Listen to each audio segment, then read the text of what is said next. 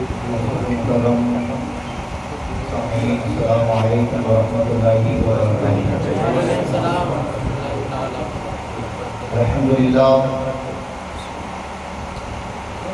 الحمدللہ رب العالمین، والصلاة والسلام علی سید الانبیاء والمرسلین وعلی آلہ واصحابہ واہل بیتہ اجمعین، اما بعد۔ قال اللہ تعالی فی القرآن المجید والفرقان الحمید، بسم اللہ الرحمن الرحیم، حج البیت من استطاع الیہ سبیلا، آمنت باللہ صدق اللہ العظیم وصدق رسولہ النبی الامین المکین الکریم، ونحن علی ذلک لمن الشاہدین والشاکرین، والحمد للہ رب العالمین۔ قال اللہ تعالی فی شان حبیبہ المصطفیٰ، ان اللہ وملائکتہ یصلون علی النبی، یا ایھا الذین آمنوا صلوا علیہ وسلموا تسلیما۔ اللہم صل علی سیدنا مولانا محمد عدد ما فی علم اللہ، صلوا علیہ صلاۃ و سلام علیک یا رسول اللہ صلی اللہ تعالی علیہ وسلم۔ نبی اور آل نبی پر ایک مرتبہ اور درود پاک پڑھیں۔ اللہم صل علی سیدنا مولانا محمد معبود الکبیر والکرم وآلہ وبارک وسلم، صلوا علیہ صلاۃ و سلام علیک یا رسول اللہ یا حبیب اللہ صلی اللہ تعالی علیہ وسلم۔ مختصر حمد و ثناء کے بعد قرآن مقدس کی بڑی مشہور آیت کریمہ تلاوت کرنے کا شرف حاصل کیا۔ آئیے متذکرہ آیت مقدسہ کے تحت گفتگو کرنے سے قبل ہم اور آپ مل کر اللہ رب العزت کی بارگاہ میں دعا کریں کہ اللہ اپنے حبیب کے صدقے طفیل مجھے حق کہنے کی توفیق عطا فرمائے، اور ہم شرکائے بزم کو حق سن کر حق کو قبول کر اس پر عمل کرنے کی توفیق عطا فرمائے۔ اللہ کا بہت بڑا احسان، اس کا فضل ہے کہ آج 180 ہفتے بزم نوری کے پورے ہوئے ہیں، اور یہ 180 محفل فراسیہ کی سرزمین پر منعقد کی گئی، جس کا عنوان جو منتخب کیا گیا وہ یہ کہ حج کا تاریخی پس منظر، اور اللہ کا بڑا فضل احسان ہے کہ خود صاحب خانہ اس مبارک سفر کے لیے تشریف لے جا رہے ہیں۔ اللہ تبارک و تعالیٰ ان کے سفر حج کو آسان فرمائے اور اسے اپنی بارگاہ میں قبول فرمائے۔ حضرات محترم، سب سے پہلے تو ہمیں یہ جاننا ہے کہ تاریخ پس منظر کا معنی ہوتا کیا ہے۔ تو ظاہر ہے کہ تاریخ کے تعلق سے جب بھی بات کی جاتی ہے تو وہ ماضی کی بات ہوتی ہے، یعنی گزرے ہوئے زمانے کی بات کی جاتی ہے، اور پس منظر کا معنی ہوتا ہے کہ اس وقت جو اس کے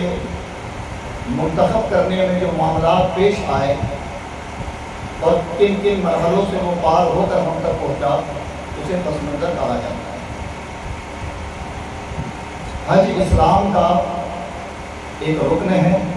ایک بنیاد ہے، اور اللہ کے قرآن کے مطابق حج البیت من استطاع الیہ سبیلا، اللہ نے حکم دیا کہ اللہ اگر تمہیں استطاعت دے تو اس کے گھر کا حج کرو۔ جس کے اندر استطاعت ہے، طاقت ہے، اور اللہ رب العزت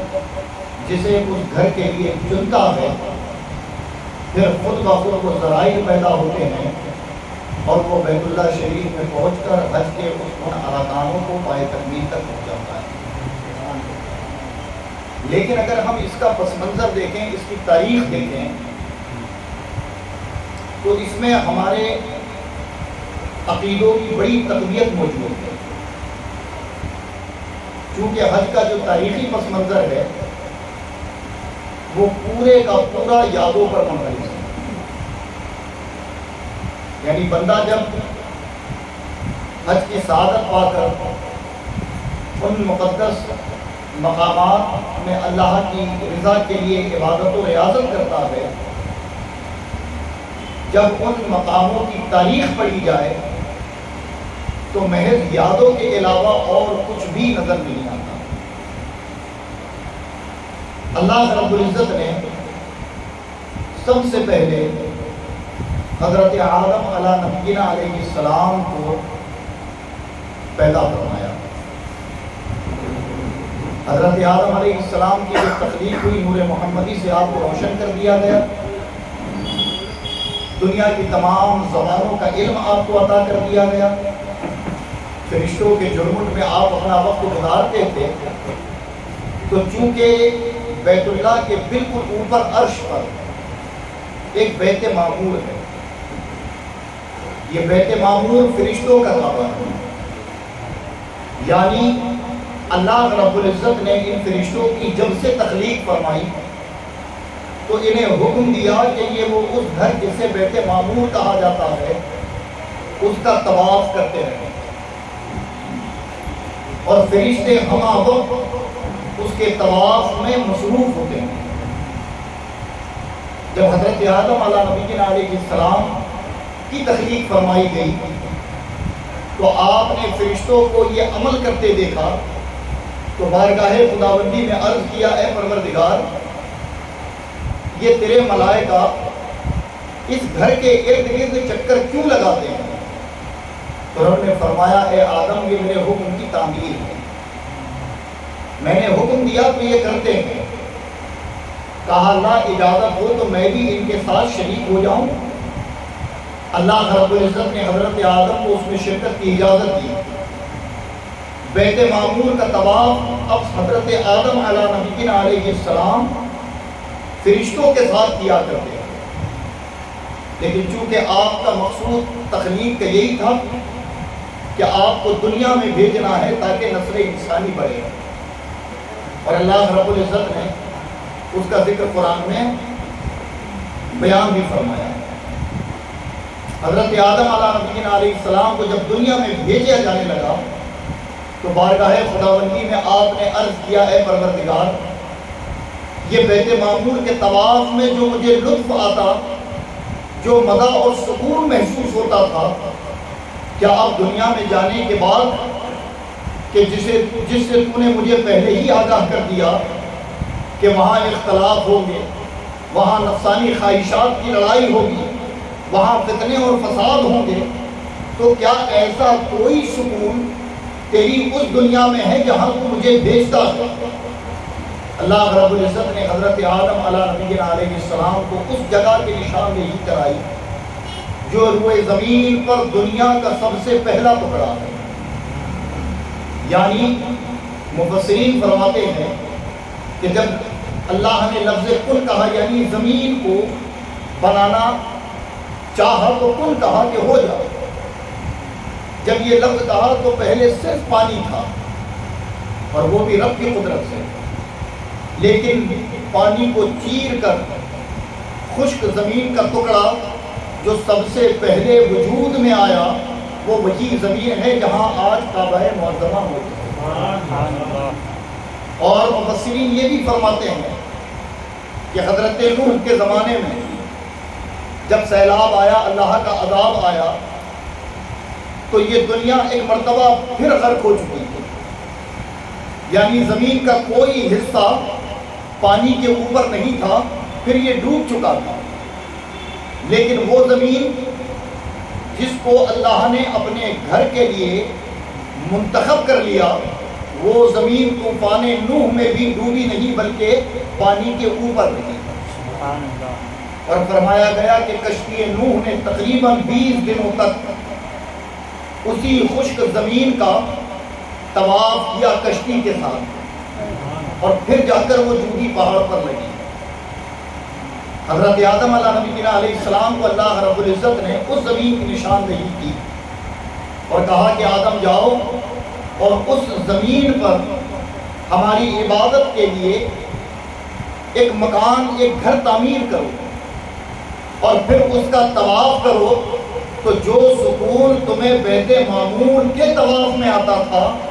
وہی سکون وہی لطف تمہیں مکہ معظمہ میں موجود اس گھر جس کی تم تعمیر کرو گے اس کے طواف میں آئے گا۔ حضرت آدم علیہ السلام نے اس کا طواف کیا اور حضرت نوح علیہ السلام تک ایک تعمیر ان کی اولادوں نے کی، پھر حضرت نوح کے بعد کعبہ معظمہ کی دیواریں بظاہر جو تعمیر کی گئی تھی وہ ختم ہو گئی، اور پھر اللہ رب العزت نے ایک عرصے دراز تک اس زمین کو موجود تو رکھا، لیکن خدا کی قدرت دیکھیں کہ انسانوں کی تعداد بڑھتی چلی گئی، انسان پھیلتے چلے گئے، لیکن مکہ معظمہ اور شہر مکہ جو آج موجود ہے یہاں انسانوں کے نام پر آبادی کا کوئی جنس موجود نہ تھا، کوئی نشان موجود نہ تھا۔ پھر اللہ نے اپنے خلیل حضرت ابراہیم خلیل اللہ علیہ نبینا علیہ السلام کو بابل میں پیدا فرمایا، اور آپ عراق کی سرزمین پر پیدا ہونے کے بعد پھر اللہ کے نبی کی آپ کو اللہ نے اپنی رسالت عطا فرمائی، اور جب آپ رسالت سے مزین ہو گئے تو حال یہ ہے کہ آپ نے خدا کی قدرت کو خود تلاش کیا ہے۔ حضرت ابراہیم کے بارے میں آتا ہے کہ جب آپ دنیا میں تشریف لائے تو بڑی ظلمت کا دور تھا، نمرود تھا بادشاہ، اور اس نے خواب دیکھ چکا تھا کہ ان قریب تیری سلطنت میں ایک ایسا بچہ پیدا ہوگا جو تیری سلطنت کو غرق کر دے گا، تباہ کر دے گا۔ اس نے اس خواب کی تعبیر، تو تعبیر کا مفہوم یہی تھا جو اس کے نجومیوں نے اسے بتایا، تو اس نے حکم جاری کیا تھا کہ جتنی حاملہ عورتیں ہیں ان پر نظر رکھو، جن کو بیٹی ہوتی ہے بخش دینا، لیکن جس کے یہاں بھی میری سلطنت میں بیٹا پیدا ہوتا ہے تو اسے قتل کر دینا۔ جب آپ کی والدہ کو یہ پتا چلا تو آپ کی والدہ شہر کو چھوڑ کر، بستی کو چھوڑ کر ایک جنگل کی طرف نکل گئی، اور ایک غار کے اندر آپ نے آخری ایام گزارے، اور وہی حضرت ابراہیم خلیل اللہ کی ولادت ہوئی۔ دنیا کو معلوم نہیں تھا کہ اس عورت نے کسی بیٹے کو جنم دیا، اور روایت میں ہے کہ تقریباً 6 یا 8 برس کی عمر تک انہوں نے اس جنگل سے آپ کو بستی میں نہیں لایا، بلکہ وقتاً فوقتاً جب شیرخوار تھے تو دودھ پلانے چلی جاتی، اور جب شیرخواری کی عمر گزری تو وقتاً فوقتاً ان کے کھانے کا اور ان کی ضرورت کا انتظام کر دیتی۔ لیکن اس کے بعد جب 6 یا 8 سال کی عمر ہوئی اور جیسے ہی اپنی قبیلے میں لے کر آئی تو اس عمر سے ہی آپ نے جو مشرکانہ رسمیں آپ کے علاقے اور بستی میں موجود تھی اس کی مخالفت شروع کر دی۔ پھر حضرت ابراہیم پر ظلموں کا پہاڑ ٹوٹا۔ آپ نے یہ بھی سنا ہے کہ نمرود کو جب معلوم ہوا تو نمرود نے اپنے دربار میں اسے بلایا اور کہا کہ کیا تم ہمارے خدا کی مخالفت کرتے ہو، ہمارے خداؤں کو لعنتیں بھیجتے ہو؟ تو حضرت ابراہیم نے کہا کہ میں جس خدا کی عبادت کرتا ہوں وہ خدا مارتا اور جلاتا ہے، اگر تو خدا ہے تو مار دے، جلا دے۔ تو نمرود نے کیا کیا تھا کہ اپنے قید خانے سے 2 قیدیوں کو، جس کو موت کی سزا تھی، زندگی دے دی، اور جسے آزادی ملنی تھی اسے موت دے دی، اور کہا دیکھ جو تیرا رب کرتا ہے وہ میں بھی کر سکتا ہوں، کہ وہ جو مرنے جا رہا تھا اسے زندگی دے دی، اور جو زندگی جینے جا رہا تھا اسے موت دے دی۔ حضرت ابراہیم نے جب یہ کہا سنا تو فرمایا کہ تو موت و حیات کے اصل مقصد کو نہیں جانتا، تجھے معلوم نہیں کہ میرا رب کیسے زندگی بخشتا ہے اور کیسے اسی بخشی ہوئی زندگی کو واپس لیتا ہے۔ حضرت ابراہیم فرماتے اگر تو حقیقت میں خدائی دعویٰ کرتا ہے تو میرا رب پورب سے سورج نکالتا ہے، اگر تو خدا ہے تو پچھم سے نکال۔ قرآن کہتا ہے فَبُهِتَ الَّذِي كَفَرَ، کہ پھر اس کی کمر ٹوٹ گئی، وہ لاجواب ہو گیا، وہ جواب نہ دے پایا۔ حضرت ابراہیم کو ایک سزا دے دی اور اس نے کہا کہ یہ تمہارے خداؤں کا منکر ہے تو ان کو سزا دی جائے کہ انہیں زندہ جلا دیا جائے۔ ایک آگ کا گڑھا کھودا گیا اور کئی دن اس میں لکڑیاں جلائی گئی۔ حضرت ابراہیم کو جب اس آگ یعنی نار نمرود، وہ جو گڑھا تھا آگ کا، اس میں ڈالا گیا تو قرآن کہتا ہے وَإِذْ قُلْنَا نَارٌ وَكُونِي بَرْدًا وَسَلَامًا عَلَىٰ إِبْرَاهِيمَ، کہ اے آگ ابراہیم پر سلامتی والی ہو جا۔ پھر یہ واقعہ آپ نے سنا ہے کہ کہ وہ گلے گلزار ہو گئی اور آپ اپنی بیوی حضرت سارہ رضی اللہ تعالیٰ عنہ کو لے کر بابل سے پھر نکل گئے، اور خدا نے جس طرف آپ کو راہ دی آپ ان علاقوں کی طرف ہوتے ہوئے پہلے بصرہ پہنچے، بصرہ سے پھر آپ جو ہے وہ عرب ممالک کی طرف آئے اور وہاں آپ نے اپنی زندگی گزارنا شروع کی۔ حال یہ ہوا کہ حضرت ابراہیم کو اس وقت تک کوئی اولاد نہیں تھی، جب تک حضرت سارہ نکاح میں تھی کوئی اولاد نہیں تھی۔ حضرت سارہ کے ساتھ ایک معاملہ پیش آیا کہ ایک ظالم بادشاہ نے آپ کی عزت و ناموس پر ہاتھ ڈالنا چاہا، تو چونکہ نبی کی بیوی تھی، جب آپ نے جلال کے عالم میں انہیں دیکھا تو حال یہ ہوا کہ وہ ایک بڑے عذاب میں مبتلا ہو گیا، اور پھر اس نے معافی مانگی اور ساتھ میں ایک کنیز دے دی، وہی کنیز جن کا نام حضرت ہاجرہ رضی اللہ تعالیٰ عنہ۔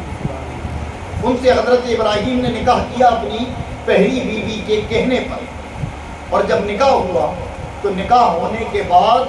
پھر آپ سے ایک اولاد پیدا ہوئی جو اللہ کے نبی بن کر دنیا میں تشریف لائے، جن کو اسماعیل ذبیح اللہ کہا جاتا ہے۔ حضرت اسماعیل کی ولادت ہوئی تو عام طور پر باپ بیٹوں کی محبت بڑی گہری ہو گئی، اور آپ حضرت ہاجرہ رضی اللہ تعالیٰ عنہ کی قربت میں زیادہ رہنے لگے، تو پھر حضرت سارہ کے دل میں ایک ملال سا پیدا ہوا۔ ابھی اس کا اظہار آپ کرنے ہی والی تھی کہ رب کریم کی طرف سے حکم آیا کہ انہیں ان سے جدا کر دو، یعنی حضرت سارہ سے حضرت ہاجرہ کو جدا کر دو۔ اور جب یہ حکم ملا تو پھر اسی شہر اسی زمین کی نشاندہی حضرت ابراہیم خلیل اللہ کو ہوئی جس جگہ آج مکہ معظمہ موجود ہے۔ کہا کہ اپنے بیوی اور بچے کو اس مقام پر چھوڑاؤ۔ محض اللہ کے حکم سے حضرت ابراہیم خلیل اللہ نے اپنے ننھے بچے اسماعیل اور اپنی بیوی حضرت ہاجرہ رضی اللہ تعالیٰ عنہ کو لے کر اس سرزمین پر آئے جہاں کوئی سایہ دار درخت موجود نہ تھا، پانی کا کوئی چشمہ موجود نہ تھا، دور دور تک انسانی آبادی کا نام و نشان نہیں تھا۔ اس مقام پر آپ نے اپنی بیوی اور شیر خوار بچے کو لائے، اور چند آپ کے پاس پھل اور ایک پانی کا مشکیزہ تھا، آپ نے ان کے سپرد کیا، اور جب انہیں چھوڑ کر جانے لگے تو جاتے وقت آپ کی آنکھوں میں آنسو، لیکن آپ پلٹ کر نہیں دیکھتے۔ تو آپ کی بیوی حضرت ہاجرہ نے کہا، اے میرے سرتاج، اے میرے شوہر، ہمیں یہ تو بتا جائیں کہ اس بیابان میں جہاں نہ کوئی سایہ دار درخت ہے نہ پانی کا کوئی چشمہ ہے، اس وقت ہمارا پرسان حال کون ہے؟ اگر یہ اللہ کی مرضی ہے تو پھر ہم اس پر راضی ہیں۔ جب اتنا بیوی نے پوچھا اور حضرت ابراہیم نے کہا ہاں یہ میرے رب کی مرضی ہے، تو فرمایا پھر اگر رب کی مرضی ہے تو انتظام بھی وہی فرمائے گا۔ آپ نے چھوڑا اور چھوڑ کر آپ چل دیے، اور جب آپ آگے بڑھے تو چونکہ ننھے بچی اور بیوی کی محبت، جب ہم لوگوں کا حال یہ ہے تو جن کو اللہ رب العزت نے عقل سلیم کا جامع بنایا ہو، جن کے اندر کل انسانیت کی اصل موجود رہتی ہو، بتاؤ ان کے حقوق العباد کے معاملات کتنے درست نہیں ہوں گے۔ حضرت ابراہیم کی آنکھوں میں آنسو آ گئے اور آپ نے عرض کیا، اے پروردگار، میں تیری رضا کے لیے اپنے بیوی اور بچے کو یہاں چھوڑے جاتا ہوں، لیکن میں تجھ سے دعا کرتا ہوں کہ اے پروردگار، پہلی دعا فرمایا کہ اے پروردگار اس جگہ اور میرے بیوی اور بچوں کی طرف تو لوگوں کے دلوں کو مائل کر دے، یہ پہلی دعا مانگی۔ فرمایا کہ دوسری دعا کہ اللہ انہیں شیریں پانی عطا فرما،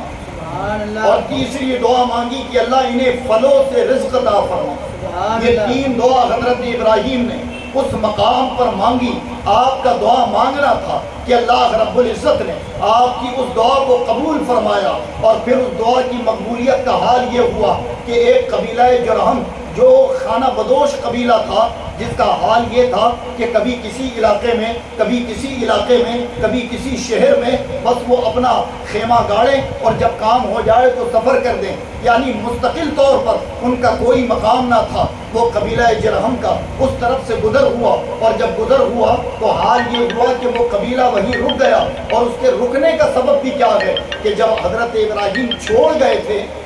آپ کو، تو جتنے دن پانی تھا وہ چلا، اور جو پھل تھے وہ ختم ہو گئے، نہ آپ کے پاس اب پیٹ بھرنے کے لیے کوئی رزق اور نہ پیاس بجھانے کے لیے کوئی پانی ہے۔ پھر آپ نے سنا ہے کہ حضرت ہاجرہ نے کیا کیا تھا کہ وہ دو پہاڑ کہ جن کو اللہ اپنی نشانیاں کہتے ہیں، فرمایا ان الصفا والمروہ من شعائر اللہ، کہ صفا اور مروہ یہ اللہ کی نشانیوں میں سے ہے۔ آخر اللہ نے انہیں اپنی نشانی کیوں کہا؟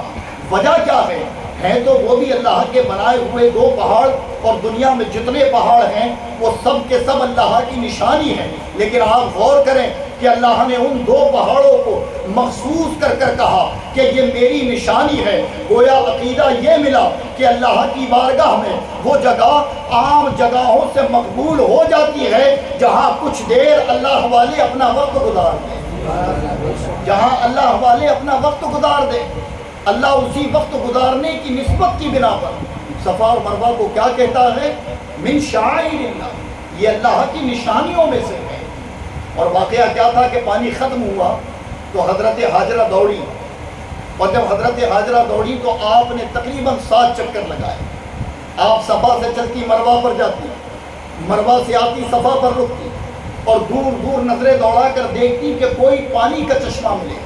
لیکن پانی نہیں۔ پھر رب کی یہ قدرت تھی اور حضرت ابراہیم کی دعا تھی کہ رب انہیں شیریں پانی عطا فرما۔ جہاں ابراہیم اسماعیل ذبیح اللہ لیٹے ہوئے تھے، آپ کے پیر رگڑنے کی جگہ پر حضرت جبریل کو حکم ہوا کہ جاؤ اپنا پر مارو۔ آپ کے ایڑیاں رگڑنے کی جگہ سے ایک پانی کا چشمہ جاری ہوا۔ جب آپ نے دیکھا، رب کا شکر بجا لایا، پانی خود بھی پیا، اپنے بچے کو سیراب کیا، ضرورت کے مطابق اپنے پاس پانی جمع کر لیا، اور جب دیکھا کہ پانی افراد ہے یعنی بڑی تیزی کے ساتھ بہتا چلا جا رہا ہے، تو آپ کی زبان عربی نہیں تھی بلکہ آپ سریانی زبان بولا کرتی تھی، تو آپ نے مٹی سے اس پانی کو روکنا چاہا، اور روکتے روکتے وہ سریانی زبان میں کہتی ہیں زمزم زمزم، یعنی پانی سے مخاطب ہو کر کہتی ہے اے پانی رک جا، اے پانی رک جا۔ بس اللہ کو وہ ادا، وہ دوڑنا، وہ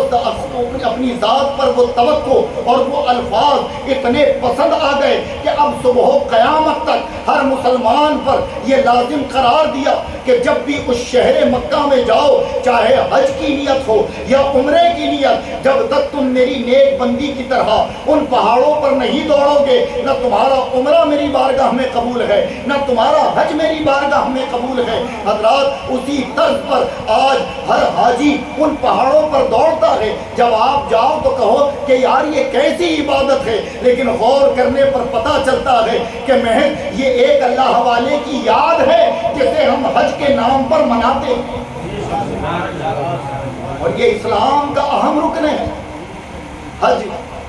ہم اس اللہ والے کی یاد مناتے صفا مروہ پر دوڑ کر۔ آج جب حجاج جائیں گے تو بڑی فیسلٹی ہے، کبھی جب آپ جائیں یا جو لوگ جا چکے ہیں، یہ لوگ سفر کرتے ہیں، جب تو آزو بازو آبادی دیکھیں مکہ کی اور زمین کا حال دیکھیں کہ وہ کٹور اور کالے پتھر کہ اگر کچھ قدم آدمی ننگے پیر چل لے تو اس کے پیروں کا نقشہ بدل جائے۔ بتائیں کہ اس دور میں حقیقت میں یہ اللہ والوں نے کتنی مشقتیں اٹھا کر خدا کی رضا حاصل کرنے کے لیے اور خدا کی رضا پر راضی رہنے کے لیے اپنی تکلیف، مشقت اور مصائب و آلام کو برداشت کیا۔ حضرت ہاجرہ کے وہ الفاظ بھی خدا کو مقبول ہو گئے، وہ طریقہ بھی خدا کو مقبول ہو گیا، تو رب کائنات نے اسے اپنی رضا کا ایک رکن بنا دیا، اور وہی ارکان حج میں سے ایک ارکان ہے۔ جب یہ پانی نکل گیا تو پھر وہ قبیلہ جرہم جو وہاں سے گزر رہا تھا، اس نے دیکھا کہ یار یہاں پانی کا چشمہ ہے، تو وہی اس نے اپنے خیمے گڑائے اور وہیں انہوں نے قیام کیا۔ پھر وہ قبیلہ بڑھتا چلا گیا، اور یہاں حضرت اسماعیل ذبیح اللہ کی عمر بھی بڑی ہوئی۔ ابھی کچھ عمر بڑی ہوئی، آپ بولنے چلنے اور پھرنے کے لائق ہوئے، اور کچھ عقل سلیم، بلا شبہ انبیاء کو تو مادر ذات عقل سلیم رب عطا فرماتا ہے، لیکن چونکہ انسانی فطرت کے تقاضے کے اعتبار سے کہ جب ایک بچہ کچھ عقل داؤں ہوتا ہے پھر رب کائنات نے حضرت ابراہیم کو حکم دیا کہ جاؤ اور انہی بنیادوں پر میرے گھر کی تعمیر کرو۔ حضرت ابراہیم کو یہ حکم نہیں ہوا کہ جاؤ میرے گھر کی از روئے سر تعمیر کرو، بنیاد رکھو، بلکہ حکم ہوا کہ انہی بنیادوں پر وَإِذْ يَرْفَعُ إِبْرَاهِيمُ الْقَوَاعِدَ مِنَ الْبَيْتِ وَإِسْمَاعِيلُ، اللہ فرماتا ہے کہ جاؤ ان دیواروں کو بلند کرو اپنے بیٹے اسماعیل کے ساتھ۔ تو پھر حضرت ابراہیم آئے اور انہی بنیادوں پر، انہی نشانوں پر جو اللہ رب العزت نے آپ کو بتائی، انہی بنیادوں پر آپ نے پھر بنیاد رکھنا شروع کی، اور پھر وہ دیوار بڑھتی چلی گئی۔ تو ایک پتھر حقیقت میں جو جنت سے آیا ہوا، حضرت ابراہیم خلیل اللہ جب دیواریں کچھ اونچی ہو جاتی تو ان پر کھڑے ہوتے اور اس پر کھڑے ہو کر وہ دیوار کی تعمیر کرتے۔ تو اس پر قدرت یہ تھی کہ جیسے جیسے ہائٹ بڑھتی وہ پتھر بھی اپنے آپ بڑھتا چلا جاتا۔ پھر حضرت ابراہیم کو حکم ہوا کہ انہی پہاڑوں میں ایک نورانی سفید پتھر جو آج حجر اسود ہے، جس کا ہم اور آپ بوسہ لینے کے لیے تڑپتے ہیں، معمرین ہوں یا حجاج ہوں، یہ جب بھی وہاں پہنچتے ہیں تو طواف کے وقت آپ دیکھو گے کہ انہیں اپنی جان کی پرواہ نہیں ہوتی، بلکہ وہ محض کعبے سے نصف ایک پتھر کو چومنے کے لیے ہر ایک اذیتوں کو برداشت کیا جاتا ہے۔ علماء اور مفسرین فرماتے ہیں کہ وہ موتی کی طرح سفید تھا، لیکن چونکہ لوگوں کے گناہ جذب کر کر کے وہ آج سیاہ پڑ چکا ہے۔ بہرحال کعبے کی جب تعمیر ہوئی تو کعبے کی تعمیر مکمل کرتے کرتے بعض روایت یہ ہے کہ آپ کے 7 چکر لگے تھے۔ کتنے لگے تھے؟ یہ ایک روایت ہے، ورنہ طواف یہ فرشتوں کا طریقہ حضرت آدم نے کیا، حضرت آدم کے بعد جتنے انبیاء آئے انہوں نے کیا، حضرت ابراہیم اور ان کے بعد ہمارے نبی تک اور صبح قیامت تک جو مذہب اسلام کا ماننے والا ہے وہ اللہ کے حکم کو بجا لاتا ہے۔ آپ نے چکر لگائے۔ جب کعبے کی تعمیر ہوئی تو سنیں بڑی بڑی نفیس اور عقیدے سے بڑی پختہ بات، جس سے ہمارے عقیدوں میں اور تازگی پیدا ہوگی۔ جب کعبے کی تعمیر مکمل ہو گئی تو ایک مقام ہے جس کے بارے میں اللہ کہتا ہے وَاتَّخِذُوا مِن مَّقَامِ إِبْرَاهِيمَ مُصَلًّى، اور ابراہیم کے کھڑے ہونے کی جگہ کو جائے نماز بنا لو، جسے مقام ابراہیم کہا جاتا ہے۔ وہاں حضرت ابراہیم خانہ کعبہ کی تعمیر کرنے کے بعد کھڑے ہوئے، اور کھڑے ہونے کے بعد آپ نے دعا مانگی، اے پروردگار میں نے تیری رضا اور تیرے حکم کی تعمیر کرتے ہوئے آج تیرے اس گھر کو پائے تکمیل تک پہنچا دیا۔ اب چونکہ تو حاکم اور میں محکوم ہوں، تو میرا مالک، میں تیرا نوکر ہوں، تو تو مجھے اس کی اجرت عطا فرما دے۔ اللہ فرماتا ہے اے ابراہیم مانگو اس گھر کی تعمیر کی اجرت، تمہیں کیا چاہیے؟ تو حضرت ابراہیم اس مقام پر جہاں جائے نماز بنانے کا حکم ہے کھڑے ہو کر کہتے ہیں اے پروردگار عالم، وہ نبی آخر الزمان جنہیں تو آخری زمانے میں پیدا کرے گا، میں تجھ سے اس کعبے کی اجرت میں صرف اتنا مانگتا ہوں کہ انہیں میری نسل سے پیدا فرما دے۔ اس مقام پر جب حضرت ابراہیم نے یہ دعا مانگی، دعا قبول بھی ہوئی، اور مصطفیٰ جان رحمت کی آمد، آپ کے میلاد اور آپ کے تولد کی سب سے بڑی نشانی مقام ابراہیم۔ اللہ فرماتا ہے اس مقدس جہاں دعا قبول ہوئی، اللہ فرماتا وَاتَّخِذُوا مِن مَّقَامِ إِبْرَاهِيمَ مُصَلًّى، کہ ابراہیم کے کھڑے ہونے کی جگہ کو جائے نماز بنا لو۔ حضرات اسی مقام ابراہیم کے پاس حجاج یا معمرین جب پہنچتے ہیں تو 2 رکعت نماز پڑھنا اپنی کامیابی سمجھتے ہیں، اور یہ حکم قرآن ہے۔ اور وہ جگہ کی اگر تاریخ دیکھی جائے تو تاریخ صرف یہی ہے کہ اس جگہ حضرت ابراہیم نے کعبے کی تعمیر کی اجرت رب سے مانگی تھی، اور اللہ نے دعا کی مقبولیت کی ایک سب سے بڑی نشانی مقام ابراہیم کو فرما دی۔ بہرحال حضرت ابراہیم خلیل اللہ اور حضرت اسماعیل ذبیح اللہ کی محنتوں اور خدا کی رضا کے لیے انہوں نے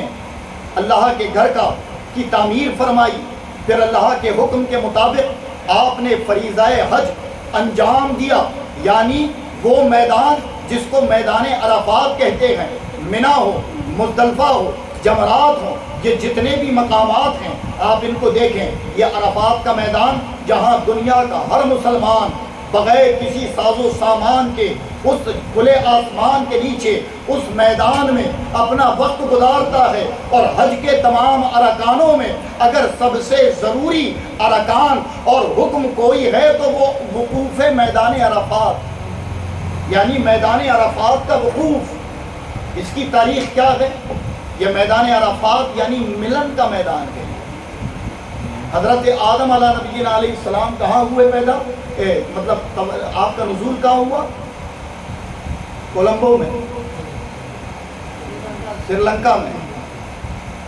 اور حضرت ماں حوا رضی اللہ تعالیٰ عنہ جدہ میں، جدہ نہیں جدہ، کہاں پیدا ہوئی، کہاں اتری؟ جدہ میں۔ اس لیے کہ جد عربی میں کہتے ہیں دادا کو، ہے نا، اور اسی کو جب مؤنث کر دیا جائے جدہ تو وہ ہو جاتی ہے دادی۔ تو وہ جو شہر کا نام ہے جدہ یعنی دادی، اگر ہم اپنی زبان میں کہیں تو شہر کا نام کیا ہوا؟ دادی، اور عربی میں اسے کہا جاتا ہے جدہ۔ بہرحال آپ جدہ، اور آپ کا ملن کہاں ہوا؟ میدان عرفات میں۔ تو عرفات کا معنی ایک یہ بھی ہوتا ملن، تو ایک تاریخ یہ ہے۔ تو جب وہ وہاں ملے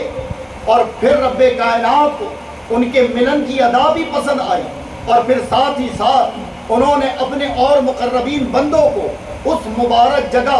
جہاں انسان کی تخلیق کی دو اصل جمع ہوئی تھی، رب کائنات نے حکم دیا کہ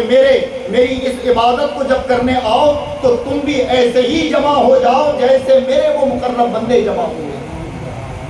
تو وقوف جو میدان عرفات کا ہے وہ حضرت آدم، حضرت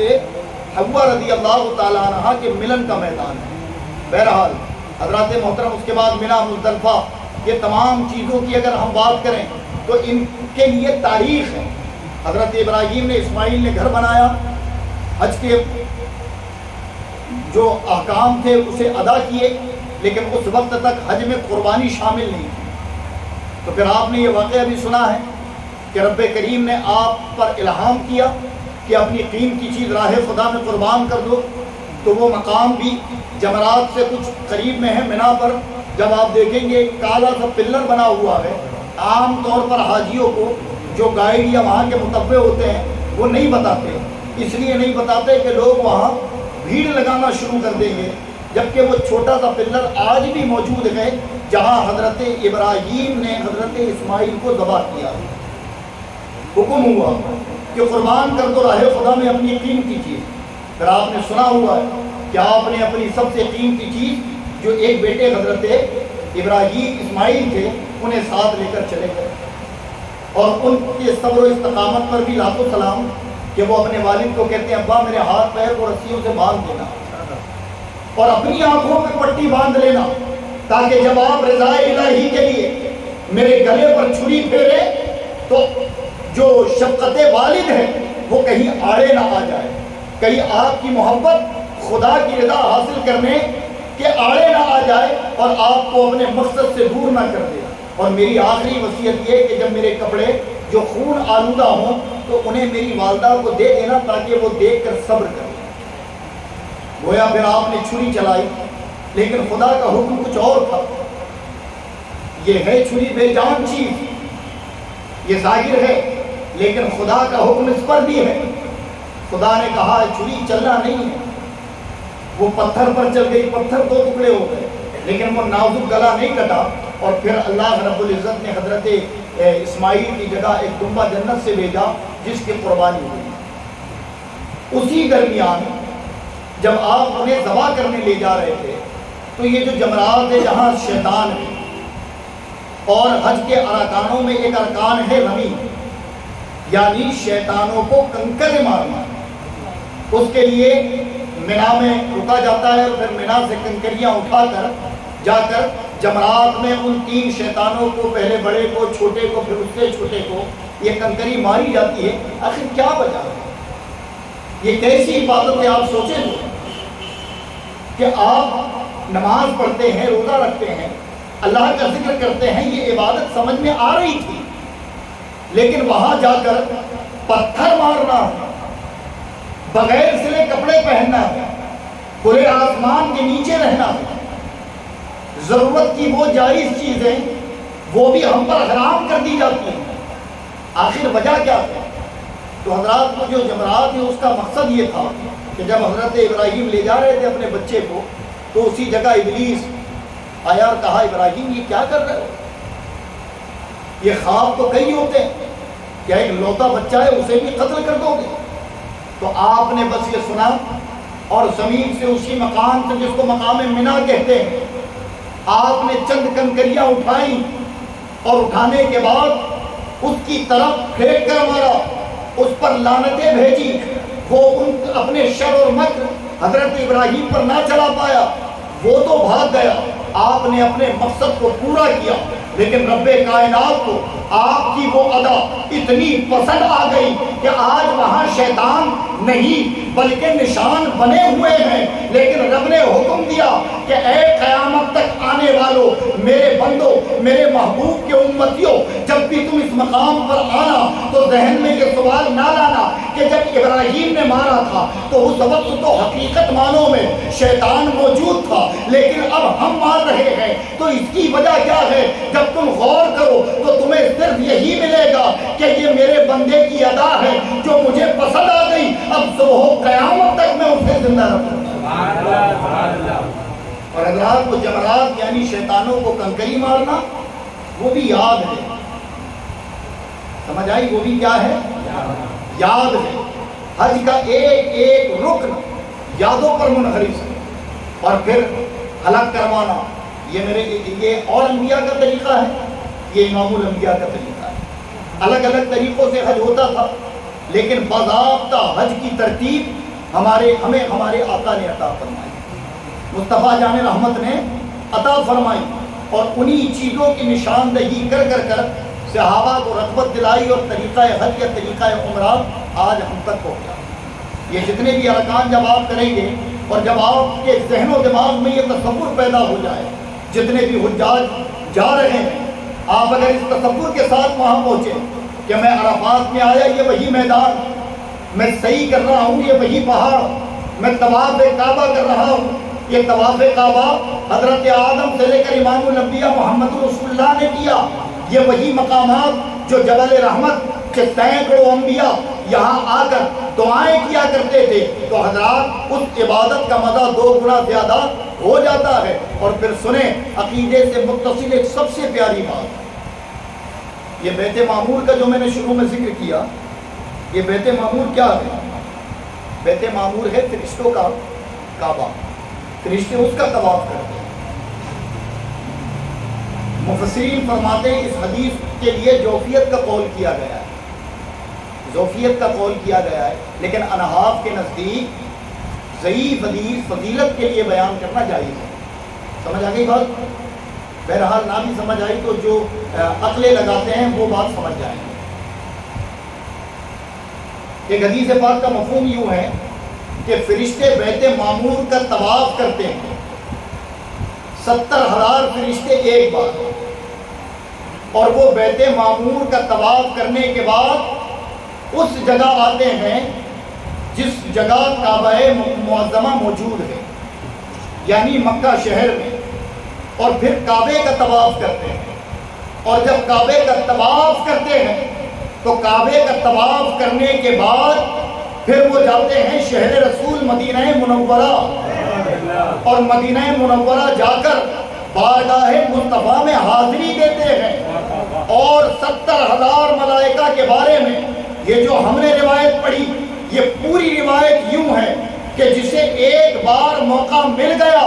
مصطفیٰ کی بارگاہ میں حاضری کا، اب ان فرشتوں کا نمبر صبح قیامت تک نہیں آنے والا، اور روز آنا 70,000 ملائکہ میرے نبی کی بارگاہ میں بیت معمور کا طواف کر کر، کعبۃ اللہ کا طواف کر کر پھر مصطفیٰ جان رحمت کے دربار میں جاتے ہیں۔ تو گویا محدثین فرماتے ہیں، مفسرین فرماتے ہیں کہ اس طرز پر حج کرنا یہ فرشتوں کا طریقہ ہے۔ کس کا طریقہ ہے، یہ فرشتوں کا طریقہ ہے۔ حضرات وہ 5 دن حج کے جو پورے کے پورے یادوں پر منحرف، جب یہ اس سے فارغ ہوئے تو فارغ ہونے کے بعد ہر عاشق کی ایک لو ہوتی ہے، حاجیو آؤ شہنشاہ کا روضہ دیکھیں، کعبہ تو دیکھ چکے، کعبے کا کعبہ دیکھیں۔ بتائیں کتنی بڑی بات میرے امام عشق و محبت امام احمد رضا خان علیہ رحمہ نے فرمائی کہ حاجیو آؤ شہنشاہ کا روضہ دیکھیں، کعبہ تو دیکھ چکے، کعبے کا کعبہ دیکھیں۔ اور کیا فرماتے ہیں مکے میں، غور سے سن تو رضا کعبے سے آتی ہے صدا۔ کیا فرمایا، غور سے سن تو رضا کعبے سے آتی ہے صدا، میری آنکھوں سے میرے پیارے کا روضہ دیکھ۔ یعنی اللہ نے یہ جو آنکھیں دی ہیں، اگر اس سے کچھ دیکھنا ہے تو مصطفیٰ جان رحمت کا روضہ دیکھ۔ اور پھر حضرات یہ جو حج کیے 5 ایام جو حج کے مخصوص ہیں، حاجی جب اس سے فارغ ہو اور جب بھی انہیں پھر مدینہ منورہ کی طرف روانہ کیا جاتا ہے تو قرآن کہتا ہے وَلَوْ أَنَّهُمْ إِذْ ظَلَمُوا أَنفُسَهُمْ جَاءُوكَ فَاسْتَغْفِرُوا اللَّهَ۔ اے لوگوں جب اپنی جانوں پر ظلم کر بیٹھو تو میرے محبوب کی بارگاہ میں حاضر ہو جاؤ۔ لَوَجَدُوا اللَّهَ تَوَّابًا رَحِيمًا، اور ان کے توسل مجھ سے دعا مانگو، میرا محبوب تمہاری شفاعت کر دے تو تم مجھے دعائیں قبول کرنے والا پاؤ گے۔ کیا فرمایا رب نے کہ تم مجھے دعائیں قبول کرنے والا پاؤ گے۔ اب حجاج یہ محنت کرتے ہیں تو آپ حج کے ارکان دیکھیں، رب نے کہا جب حاجی حج کرتا ہے تو ایسا ہو جاتا ہے کہ ابھی ماں کے پیٹ سے دنیا میں آیا ہو، گناہوں سے پاک ہو جاتا ہے، بڑے اجر و ثواب اس کو دیے جاتے ہیں۔ لیکن رب کریم نے کہیں یہ وعدہ نہیں کیا کہ تم طواف کرو میں تمہارے طواف کو قبول کر لوں گا، تم صحیح کرو میں تمہاری صحیح کو قبول کر لوں گا۔ لیکن رب کریم مقام مصطفیٰ جان رحمت کی طرف جیسے ہی رجوع ہو رہا ہے تو فرماتا ہے کہ تم یہاں آ کر دعا کرو میں قبول کر لوں گا، اور تم دعائیں قبول کرنے والا مجھے پاؤ گے۔ اسی لیے کسی نے بڑی پیاری بات کہی تھی کہ کعبے میں ہو مزدوری انعام مدینے میں، اور یہ بات حقیقت ہے کہ مکے میں مزدوری حاجی کرتا ہے، آپ دیکھیں کہ اپنی عیش و عشرت کو چھوڑ کر گرمی کو برداشت کرتا ہے، ذکر اللہ زبان پر ہے، دیوانہ وار وہ 2 بغیر سلے کپڑے پہن کر کبھی عرفات کے میدان میں ہے، کبھی مزدلفہ میں ہے، کبھی منا میں ہے، کبھی پہاڑوں پر دوڑ رہا ہے، کبھی گھر کا طواف کر رہا ہے، پانی جیسا ملا میسر پی لیا، کھانا جیسا ملا کھا لیا، اور بعض ان چیزوں سے پرہیز کرتا ہے۔ یعنی ایک انسان حقیقت معنوں میں انسان ان 5 دنوں میں ہوتا ہے کہ وہ کسی کو اذیت پہنچے تو گھرا کر نہیں دیکھتا بلکہ خود اس سے معافی مانگتا ہے، اگر کوئی اذیت دے دے تو اسے معاف کرتا ہے، اگر وہ موذی جانوروں کو بھی دیکھے تو ان سے محبت اور شفقت کرتا ہے۔ حال یہ ہے کہ اس کا حال بدل چکا ہوتا ہے، وہ محض خدا کی رضا کے لیے اس کے حکم کے مطابق وہ 5 دن گزارتا ہے، اور اس کا انعام رب یہ عطا فرماتا ہے کہ میرے محبوب کی بارگاہ میں آؤ۔ اب حضرات جب کوئی محبوب کی بارگاہ میں پہنچا، آقا کی بارگاہ میں جب حاضری دی، تب جا کر ہمیں اہل سنت کا عقیدہ ہے کہ اس کا حج حج ہے۔ سمجھ آئی بات؟ اس کا حج حج ہے،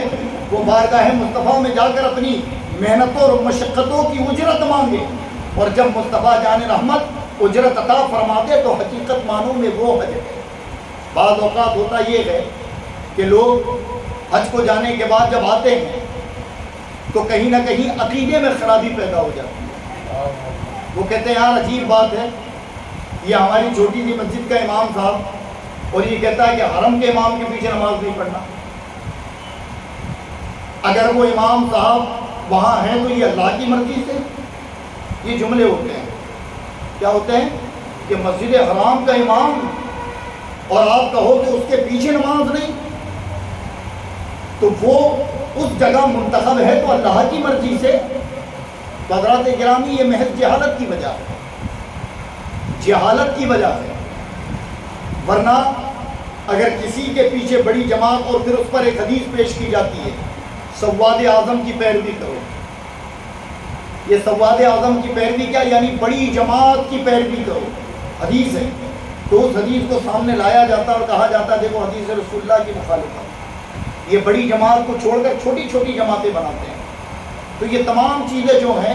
ایک شر کی نیت سے بیچارے وہ حاجی صاحب جو حقیقت میں علم دین مصطفیٰ سے کچھ دن دور رہے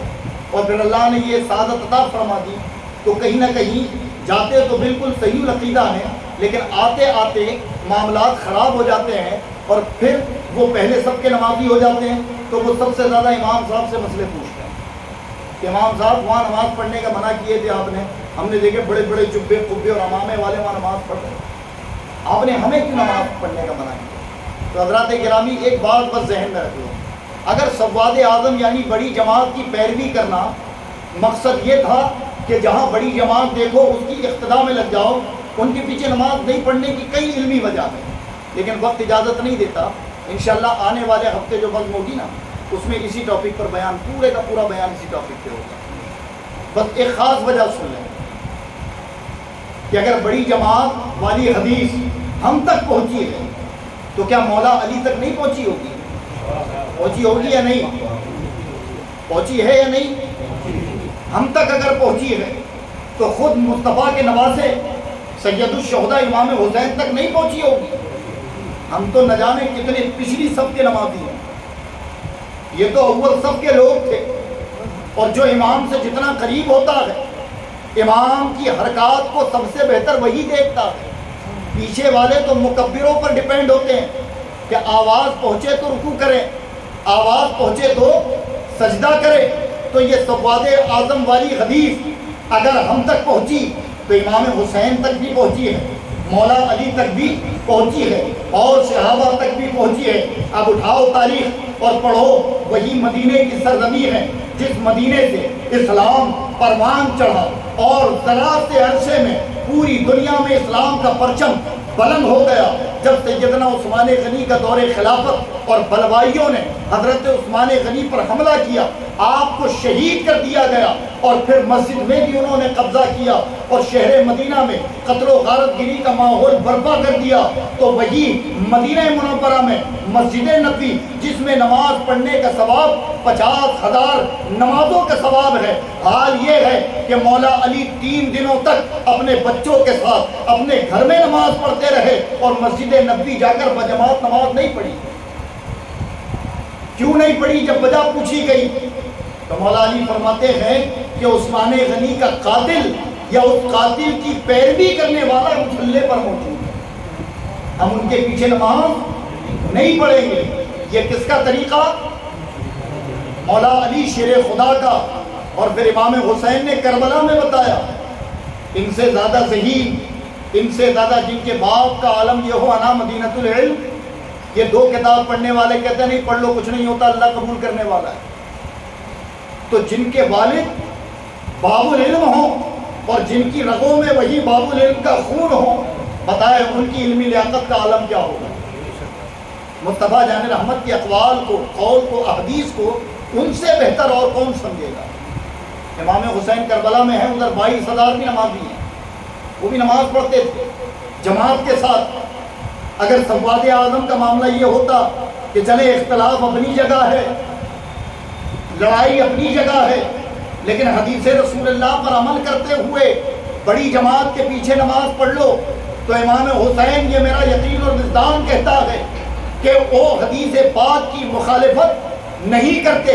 اپنے نانا کے حکم کو پامال نہیں کرتے، بلکہ جا کر 22,000 کے پیچھے لگتے اور نماز پڑھتے۔ لیکن امام حسین اپنے نفوذ کے ساتھ اپنے خیموں کی طرف جماعت سے نماز پڑھتے رہے اور بتا دیا سواد اعظم کا مطلب ہرگز یہ نہیں کہ کسی کے ساتھ بھی کھڑے ہو جاؤ، بلکہ دیکھو کہ اگر مصطفیٰ کا غلام ہے، مصطفیٰ کی محبت ہے اور حقیقت میں اللہ اس کے رسول کی سچائی معنوں میں فرما برداری کرتا ہے تو اس کے پیچھے تو نماز ہوگی، لیکن جس کے دل میں مصطفیٰ کا بغض، مصطفیٰ کی عداوت، اہل بیت کا بغض ہو، پھر اس کے پیچھے نماز نہیں ہو سکتی۔ اور امام حسین نے کربلا میں بتا دیا کہ سواد اعظم سے مراد وہ لوگ نہیں کہ جو بدبخت ہو پھر بھی نماز پڑھتے،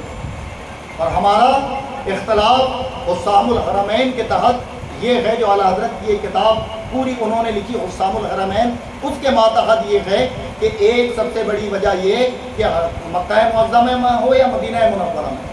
جو امام صاحب نماز پڑھاتے ہیں، پہلی بات تو یہ کہ وہ غیر مقلد ہیں، اور ہم لوگ جاتے ہیں ہم مقلد ہیں، ہم امام اعظم کی پیروی کرتے ہیں، وہ کہتے ہیں ہم کسی امام کی پیروی نہیں کرتے ہیں۔ پھر ان کا حال یہ ہے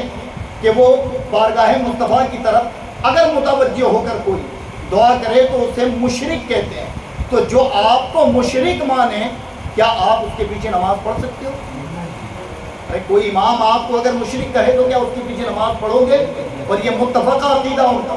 اور وہ علی الاعلان جنت البقیع کبھی جاؤ یا آپ کو عربی سمجھ آتی ہو تو حضرت عثمان غنی کے مزار کے پاس ایک کھڑا ہی ہوتا ہے اور وہ عربی میں لیکچر دیتا ہے، ہذا بقیع، یہ قبرستان بقیع ہے، یہاں 10,000 سے زیادہ صحابہ موجود ہیں، لیکن یہاں ہرگز اس کا مطلب یہ نہیں کہ تم آ کر یہاں دعائیں کرو، بلکہ اللہ کے رسول نے فرمایا آؤ اس لیے کہ تمہیں آخرت یاد آئے۔ بلا شبہ میرے آقا نے یہ فرمایا، بلا شبہ یہ فرمایا، لیکن یہ عقیدہ ہو جانا کہ مصطفیٰ جان رحمت مر کر معاذ اللہ مٹی میں مل چکے ہیں، اب ان سے کوئی ربط کوئی تعلق نہ رکھا جائے، اب محض اللہ کی ذات ہے، یہ تمام عقیدوں کے انبار جو کتابوں کے اندر موجود ہیں، ہو سکتا ہے کہ جب ہم سنتے ہوں تو ہمارے کانوں سے یہ بات ہمارے قلب و دماغ میں نہ اترتی ہو، وجہ یہ کہ ہم نے نہ جاننے کی کوشش کی اور نہ اصلیت کو ہم نے سمجھا ہے۔ لیکن جب بھی آپ اسے پڑھو گے تو وہ جو عقیدے آج حرمین شریفین میں جو مصلوں پر موجود ہیں ان کی عقیدے یہی ہیں، وہ اولیاء اللہ کے گستاخ، وہ اہل بیت کے گستاخ، وہ خود مصطفیٰ جان رحمت صلی اللہ تعالیٰ علیہ وسلم کے گستاخ۔ اور یقین نہ آئے تو جب جاؤ تو تم دیکھو کہ نماز ان کے لیے عبادت نہیں، محض ایک رسم بن چکی ہے، ایک رسمی طور پر میں نے آنکھوں سے دیکھا ہے، یہ قیام کی حالت میں کھڑے ہیں، اگر فون آ گیا تو اسے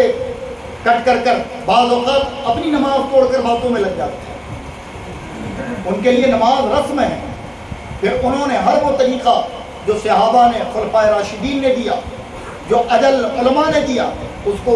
مس کر دیا، اس کو ختم کر دیا، اور اپنی جو بن پڑی اپنی عقلوں سے ان قوانین کو رائج کر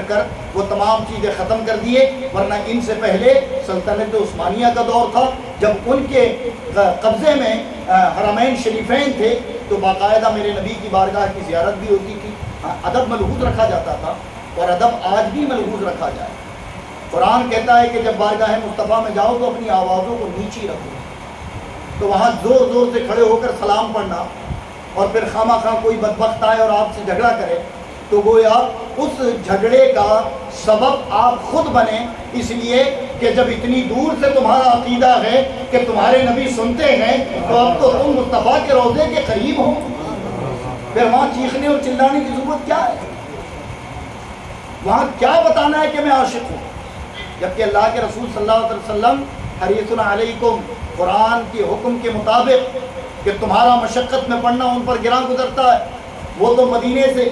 تمہیں اپنے ایک ایک امتی کو پہچانتے ہیں، تو ظاہر ہے کہ وہاں چیخ کر سلام پڑھنا یا گروہ بندی اور گٹ بنا کر سلام پڑھ کر اپنے آپ کو بتانا کہ نہیں ہم بڑے عاشق ہیں، تو گویا کہیں نہ کہیں یہ عشق نہیں، یہ ریاکاری ہے۔ ورنہ عشق ہوتا تو علامہ جامی کو دیکھو کہ حال یہ ہے کہ میرے آقا کی بارگاہ میں آنا چاہتے ہیں لیکن مصطفیٰ جان رحمت روک دیتے، اور سبب کیا بیان کرتے کہ اگر یہ آ گیا تو کہیں ایسا نہ ہو کہ مجھے قبر سے نکلنا پڑے، کہ یہ میرا اتنا بڑا عاشق ہے، یہ میری بارگاہ میں آ جائے اور جب میری تعریف جو اس نے لکھی ہے وہ کر دے تو مجھے قبر سے باہر نکل کر نہ آنا پڑے۔ حضرات گرامی، یہ بڑی سعادت مندی کی بات ہے، اللہ رب العزت جنہیں یہ موقع میسر کرتا ہے وہ خوش نصیب لوگ ہیں، اور جس نے بھی لفظ لبیک اللہ کے حکم پر کہا ہے اللہ اسے زندگی رہتے اس گھر کی حاضری ضرور کرے گا۔ اور حضرات اگر کسی وجہ سے اللہ نے اس کے مقدر میں بلا حاضری اس دنیا سے جانا اس کے مقدر میں لکھ دیا ہے تو بعد الوفات رب کریم اس ایمان والے کو اس مقام کی زیارت کرا۔ اللہ رب العزت کا یہ بڑا احسان کہ وہ گناہوں کو دھونے کی جگہ ہے۔ بس یاد رکھیں کہ حج یاد ہے اور یادوں پر منحرف ہے، اور حج ہمیں بتاتا ہے کہ جب ان یادوں کو منانا عین اسلام اور عین ایمان ہے، تو پھر اگر ہم اللہ کے رسول کی ولادت کی یاد منا لیں، کسی اللہ والے کے عرس یا وصال کی یاد منا لیں، تو یہ عضو شرع خراب نہیں بلکہ عین ایمان، اس لیے کہ نمازوں سے لے کر حج تک یہ تمام ارکان عین یادوں پر منحصر ہیں۔ اللہ رب العزت ہمیں عمل کی توفیق عطا فرمائے۔ استغفر اللہ ربی من کل ذنب واتوب الیہ، لا الہ الا اللہ محمد رسول اللہ صلی اللہ علیہ وسلم۔